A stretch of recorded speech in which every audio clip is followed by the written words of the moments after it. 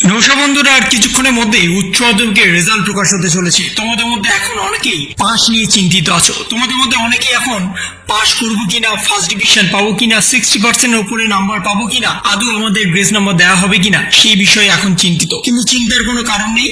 যে সূত্র মারফত খবর উঠে আসছে তাতে কিন্তু পাশের হার অন্যান্য বছরের তুলনায় এবছর অনেকটাই বেশি।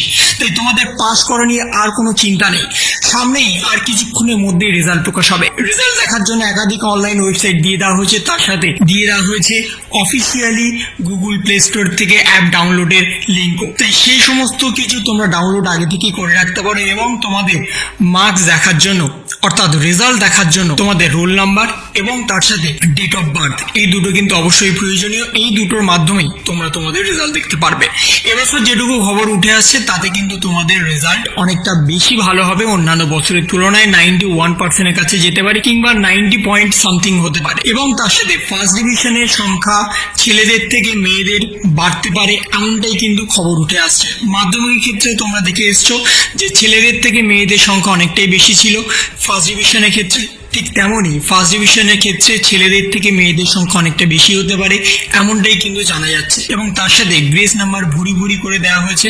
যদি কোনো ছাত্রছাত্রী কম নাম্বার পেয়ে থাকে তাদের গ্রেস নাম্বার দিয়ে পাস করানো হয়েছে, অল্প নাম্বার পেলেও পাস করানো হয়েছে। এই সমস্ত বিষয়ের উপরে বেশি করে ফোকাস করা হয়েছে, কারণ যদি কোনো ছাত্রছাত্রী কোনো কারণে অকৃতকার্য হয়ে যায় তাহলে তাকে নতুন সিস্টেমের মধ্যে দিয়ে পরীক্ষা দিতে হবে।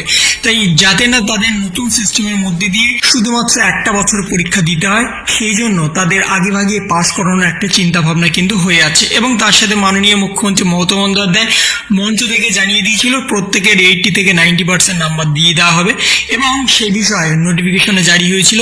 তাই পাস করা নিয়ে চিন্তা করার কোনো কারণ নেই। শুধুমাত্র এখন কয়েকটা ঘন্টার অপেক্ষা, তারপরেই তোমাদের রেজাল্ট প্রকাশ হবে এবং রেজাল্টে তোমরা দেখবে সকলেই ভালো নাম্বার পেয়ে পাস করেছো। এবং যাদের যাদের মনে হচ্ছিল যে আমরা পাস করতে পারবো না তারাও কিন্তু পাস করে গেছো। এই ধারণাটাই কিন্তু রাখো। সামনে আর কয়েকটা মিনিট, তারপরেই তোমাদের শুরু হয়ে যাবে রেজাল্ট দেখার পালা। এবং রেজাল্ট দেখার সঙ্গে সঙ্গে কিন্তু তোমরা কিন্তু তোমাদের রেজাল্টটাকে ভালো করে চেক করবে। যদি কোনো কারণে রেজাল্টে মার্কসের কোনো গন্ডগোল থাকে, অর্থাৎ যোগ বিয়োগের যদি কোনো গন্ডগোল থাকে, তাহলে তোমরা 10 তারিখ থেকে কিন্তু সেটাকে স্কুটিনি করতে দিতে পারবে। এবং যে সমস্ত ছাত্রছাত্রী মনে হচ্ছে যে আমাদের নাম্বার কম এসছে, আমরা আরো বেশি নাম্বার পেতে পারতাম, তাহলে কিন্তু তোমরা সরাসরি রেজাল্টটা নিয়ে গিয়ে পিপিআর করতে দিতে পারবে। এবং সেটাও দুটো পদ্ধতির মাধ্যমে, নর্মাল এবং তৎকাল। এই দুটো পদ্ধতি যেটাতে তোমার সুবিধা মনে হচ্ছে এবং যেটাতে তোমার মনে হচ্ছে তুমি আর্থিকভাবে দিতে পারবে, সেটাই কিন্তু তুমি যাও। কোনো তাড়াহুড়োর কোনো ব্যাপার নেই, কারণ এখন গরমের ছুটি চলছে, তারপরে তোমাদের সরাসরি কলেজে ভর্তি হওয়ার প্রক্রিয়া শুরু হবে। এখন থেকে অত তাড়াহুড়োর কোনো বিষয় নেই এবং রেজাল্ট নিয়ে চিন্তা করার কোনো কারণ নেই। সকলের রেজাল্ট ভালো হবে। Best of luck. তাই একটু